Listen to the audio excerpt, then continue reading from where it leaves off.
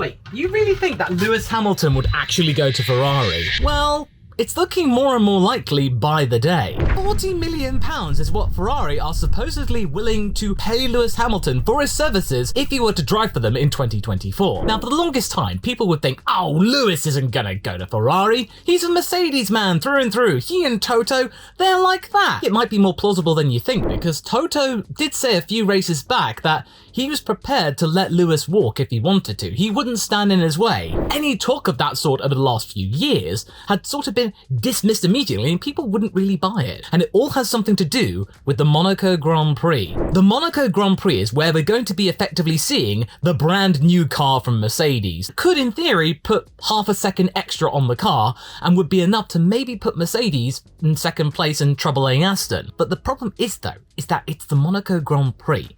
You really cannot fully maximize the potential of any car. You have to have a whole brand new steering rack just to get around the station hairpin. That's why Ferrari is not bringing all of its upgrades to Monaco and will bring them to Spain the following week. The upgrades here, Mercedes, they're going all in. His possible decision to go to Ferrari might be down to this weekend.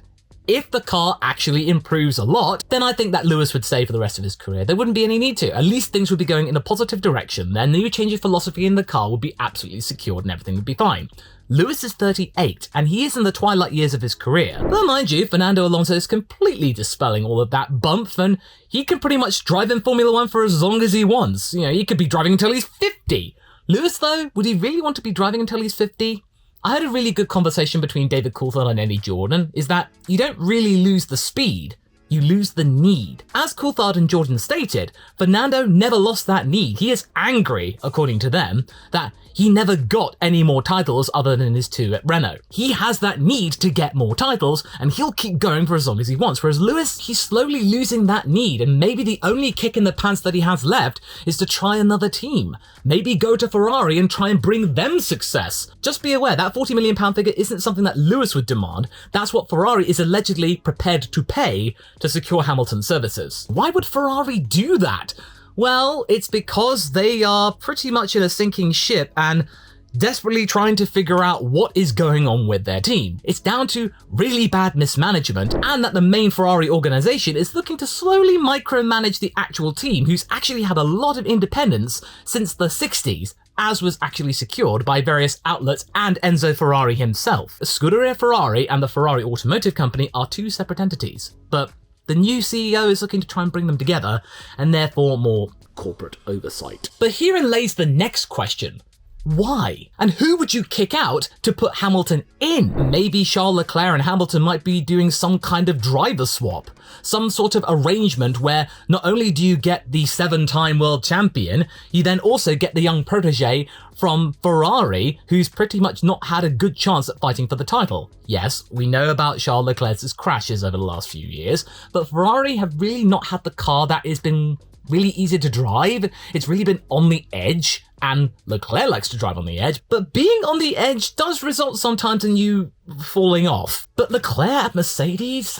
I don't know. I don't really see that, but then again, he and George Russell have been friends in the past, and it might lead to a conducive relationship, but and there's another problem, is that Russell and Leclerc are at the same stages of their career, and therefore they're chasing the same thing, and that could lead to confrontations similar to potentially Gasly and Ocon and Alpine. As far as I'm concerned, you need to have the drivers at different stages of their F1 life. Alonso and Stroll are at their different stages of their careers. There is hopefully less chances of there being any sort of fracas or some sort of butting of heads because they're trying to get to the same thing. And also Charles Leclerc in silver or in black, I don't really see it. It's really strange, but maybe this is what Charles's team might need. After years of being promised a chance at the Formula 1 title and then not getting it, maybe Leclerc and Hamilton aren't so different. They're both trying to reinvigorate their careers, so maybe just switching teams might be the solution. Maybe not having that pressure of Maranello on Leclerc's shoulders might be something where he can actually flourish. As we know, Toto really wants to nurture brand new talent, and young talent at that. Sometimes he does overreach a little bit, like he was trying to put Mick Schumacher in at Williams instead of Logan Sargent. Leclerc is still young. He's got a long time in this sport. So in a way, I could see it, but in a way, I can't. Maybe this might lead to a Leclerc-Hamilton lineup together, but I don't really see it being more harmonious than Leclerc and Sainz. They are a good unit, in my opinion. They are the most stable lineup on the grid. They both like each other, not trying to ram each other off the grid. It's one of the least volatile elements of Ferrari at this moment. So why would you want to muck it up? And especially Carlos Sainz, why would you get rid of him? Because he is the most reliable driver that you could possibly have on the grid.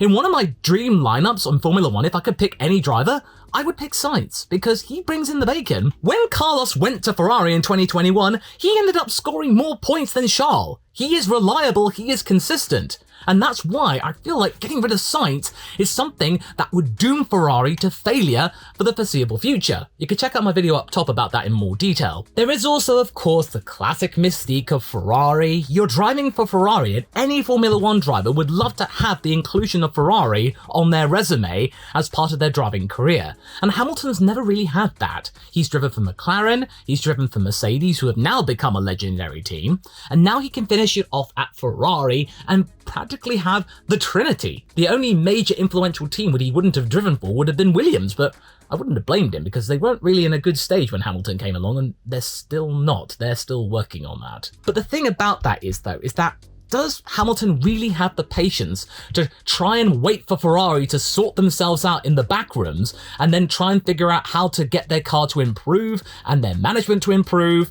Does he have the patience for it? No. He is 38. He does not have the time to deal with dilly-dallying in the background. He cannot be patient to try and build a team around him like Schumacher did, like Alonso, like Vettel, and Leclerc has done the same thing. He's built a team around him, and then it's going to come all crashing down and Hamilton will have to do it. He'll be having to wait a good couple of years, and he practically will be starting at ground zero, whereas at Mercedes, he does have a basis. The team is Lewis Hamilton. He's been there for 10 years, and it all comes back to Monaco again. If the upgrades that Mercedes bring actually work, then I think this will be the last we'll hear about these Ferrari Hamilton rumors, because it'll show that Mercedes are now back in the upward direction, that they actually have a car that might provide Lewis at least some wins or consistent podiums, and might actually give Russell some hope that he's back the right horse, because there's also a chance that Russell could go somewhere else if Mercedes look to be in the doldrums and maybe the best of the rest after all of this. But I really think they should have waited for Spain, since we didn't get the Imola Grand Prix, a place where you could realistically show off any upgrades in a more tangible and long-term alternative. Monaco will be a little bit muddy, but we'll just have to wait and see what Lewis says when he actually gets out there and tells us all what he thinks of the car. If he doesn't like it, then I think you better go and buy an Italian dictionary, Lewis. Just saying.